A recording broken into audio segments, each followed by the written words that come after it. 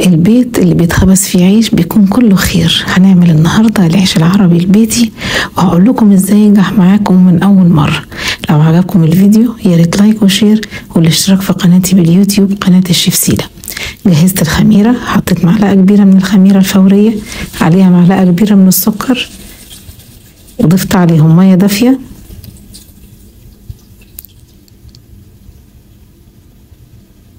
غطيتهم لحد ما يخمروا. في بولة حطيت 3 كوبايات من الدقيق،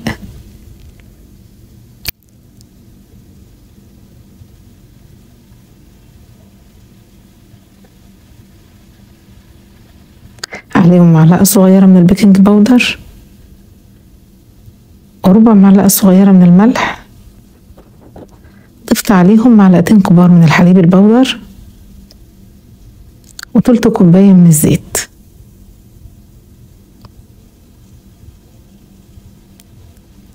بصوا الخميرة ارتفعت وتضاعف حجمها. ضفتها للدقيق،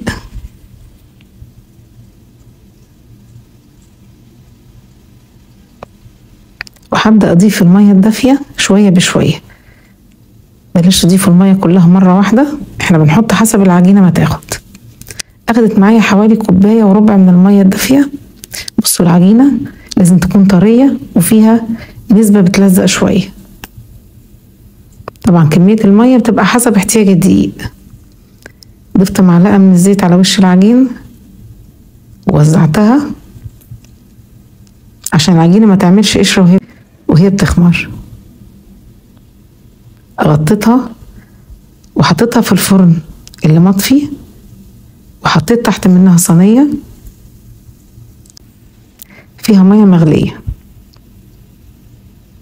دي احسن طريقة بتضمن تخمير ممتاز، وخصوصا في الشتاء. هسيبها لحد ما تخمر.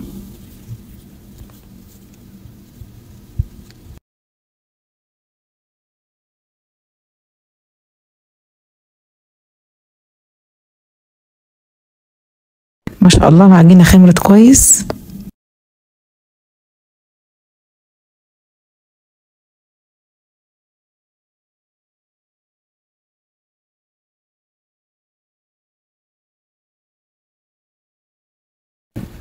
هبتدي ألم العجينة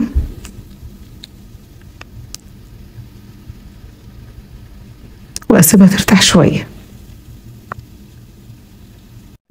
بصوا خيوط الخميرة فيها، كل ده دليل على إن التخمير بتاع العجينة ممتاز. غطيت العجينة وسبتها ترتاح. هبتدي أقطعها.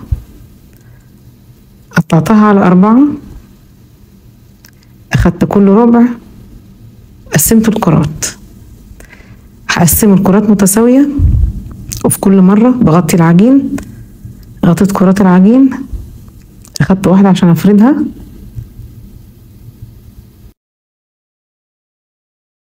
بفرد الرغيف بالدقيق، بس بضغط عليه ضغطات بسيطة، ما تضغطوش عليه جامد عشان ما تضيعوش التخمير بتاعه. في كل مرة بغطي اللي أنا قطعته. حطيت العيش في الصاج، دهنت وشه بفرشة فيها حليب، وعلى الوش حطيت سمسم وحبة البركة. تقدروا بدل الحليب تدهنوا العيش بصفار البيض، بس ما تنسوش تحطوا عليه رشة من الفلفل الأسمر. حطيت العيش في فرن سابق التسخين، كنت مسخناه قبلها ب10 دقايق على درجة حرارة 200. بياخد حوالي 10 دقايق لربع ساعة.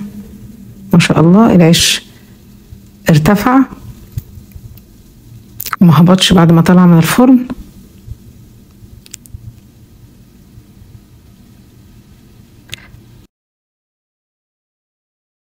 بعد ما تطلعوه من الفرن رشوه بخاخ فيه ميه وغطوه بفوطة ناشفة.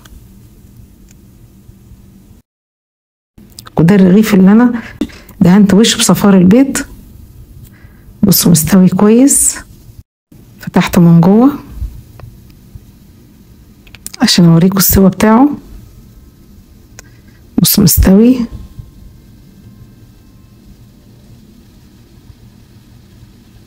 ريحته وطعمه بقى تحفة.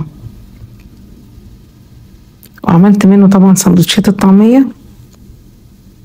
طعم العيش البيتي بجد يجنن. تقدروا تعملوا نفس العجينة دي لما تعملوا طواجن اللحمة. لو عايزين تحطوا على وشها عجينة العيش تقدروا تعملوا نفس العجينة.